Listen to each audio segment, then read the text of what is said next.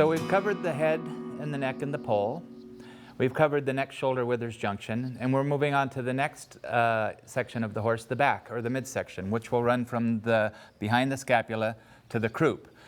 Now, if you're working alone in a stall, if your horse is good at standing, then you don't need to tie the horse. But if the horse starts moving around too much so that you end up chasing him around the stall, you'll either want to have a handler or you'll want to tie the horse.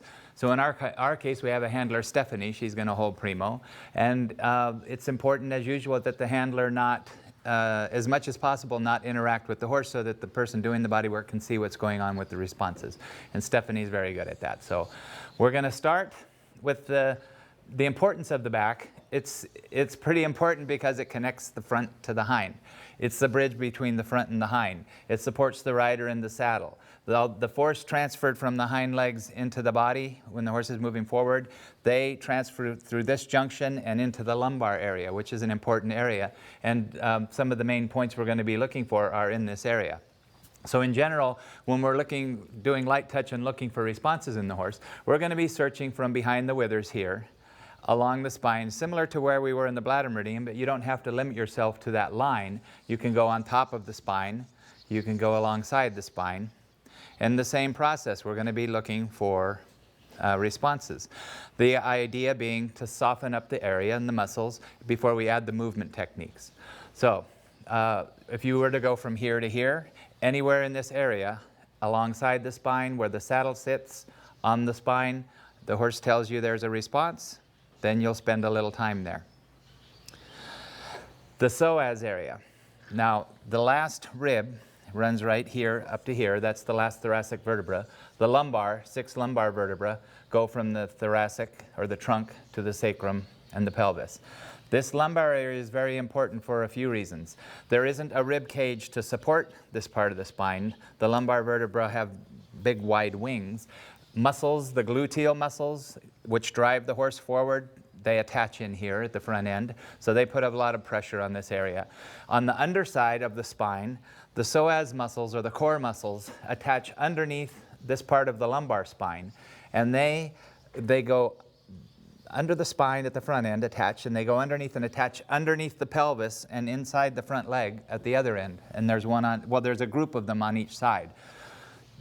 These core muscles, through either work or often through any kind of discomfort behind in the hocks, the stifles, the groin muscles, the sacroiliac, any discomfort behind will cause the core muscles to tighten up. And I think of them if this were a triangle. You have a leg of the triangle here and a leg here, and then the psoas and the core muscles are the hypotenuse.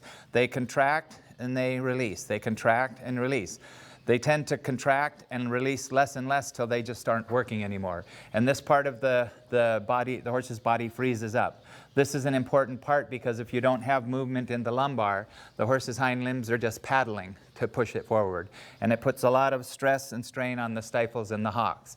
When this is functioning properly, the horse's hind end moves like this, and the horse uses the whole hind end to move forward. So there's a lot of importance to this lumbar area and the psoas muscles. The process of light touch is the same here as with anywhere. If you were to draw a circle in this part of the lower back and search alongside the spine in this circle for a response, what you're doing is sending signals to the horse's core muscles and to release tension. So the horse is telling you where exactly to put his attention. It's almost, when you find a spot, you're just touching the hair by hair. It's neurological. You're sending signals with these responses to the part of the body that needs the release. And the horse is sending signals to you through his visual responses. So the psoas area is very important. Now the next step after releasing tension in the muscles of the back is asking for some movement in the back. And we're going to do that up here by continuing the withers wiggle on down the spine. As long as you can have access to the spine where it's showing here, you can search for blinks. We don't have a lot going on back here with Primo. Maybe right here a little bit. Wiggle, wiggle, soften. But you would go as far as you can. For the rest of the trunk, we're going to ask for lateral movement in the spine with a gentle wiggle. On the front end, we use the nose. On the hind end, we're going to use the tail. So we'll turn his head that way a little bit and his rump this way. Good boy. Can you just turn a little bit, bud? And step back a little bit. Good boy. Come on back. Good boy. That's a perfect angle. I'm going to use the base of his tail up high. You don't want to waggle his tail because he's not a dog, but we just hold the base of the sacrum so there's some, it's a solid purchase here. And I'm going to do it from both sides. I'm going to rest this hand over here lightly on his back, and I'm going to just get a gentle wiggle going side to side to get gentle movement in the spine. And he might want to move, so you'll have to ask him to come back. He likes to sneak out. And it might bother the horse at first, and it takes at least 20 or 30 seconds for the spine to really relax. So you'll want to stay with this. I'm going to do gentle side-to-side movement of his tail to get really gentle movement in the spinal column. He's already releasing with that. Now when he stops fidgeting, I'll do it again. He might want to walk forward again, so I'll give a gentle. The rhythm is important. It's almost like you're going to pull and let him rock back. So pull and let him rock back so that it goes all the way through to his nose. That's all we're looking for, is that really gentle and not too slow. As I pull and let him rock back, it's a relaxed movement. And you see how I'm way up high on the sacrum. I'm not down lower on the tail where we're just moving his tail. Now with this hand, you can search along his back, just resting it there for a spot where he tells you you might want to focus the wiggle. So this is called the lateral wiggle. We did a version of this in Beyond Horse Massage, the lateral rocking. With this light touch and light movement technique, we're going even lighter with the wiggle. We're not asking for as much movement. It's a very light wiggle. I'm going to do it from this side. I would put my hand here on the base of the sacrum, and I'm going to kind of pull and let him rock back. I'm not going to try to control it too much. Get the wiggle going. And after 20 or 30 seconds, it takes that long for the horse's spine to really let go, the muscles between the vertebrae. I'm going to start searching up and down with this hand through the back for responses. And I can even add the same pressure here, which is not much more than egg yolk, if I find a spot. Here we go, same area that we got the responses. This has to do with core muscles. So up and down. Good boy. Soften if he gets too uncomfortable, and then ask some more. So this was the area we got the releases before, and these have to do with the core muscles. So Primo jumps. He's a hunter. He uses his hind end.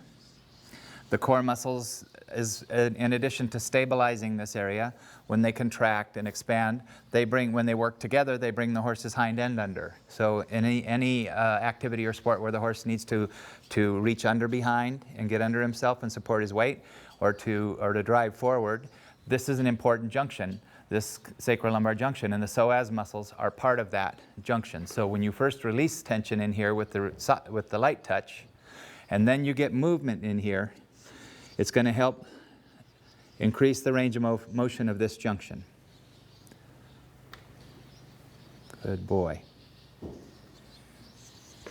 There is one more technique to release tension in the spine. It's called the muscle comb. Along each side of the spine, you can feel the actual bones when you run your finger down. Along each side of the spine, we're going to, on this side of that ridge, I search for a blink, and now I'm going to gently pull away from the spine, gently. And I mean, see how soft that was to get that response from him? If this were an egg yolk, I would barely be moving it, okay, on a plate. That's how gentle this is. If you go harder than that, his body is just going to internally brace against it. So you're going so light that his body can't brace against it. That's the principle of this light touch and light movement. If I were to just push and pull, he might flinch away, or he might, but he'll be tensing. Even if he doesn't flinch, his body is internally going to go, nope.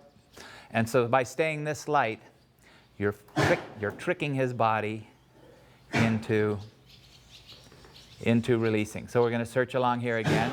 I was too hard the second time. Just now, I have to soften even more. If you're not getting responses with any technique, any of these light touch techniques, you have to soften, because you're giving the horse something to internally brace against. So you'll soften. It's a little counterintuitive for humans, but it works. I'm going to search along here and ask away, just gently. This is the direction. I'm coming away, but I'm not necessarily dragging that far. There we go. And then come on back here.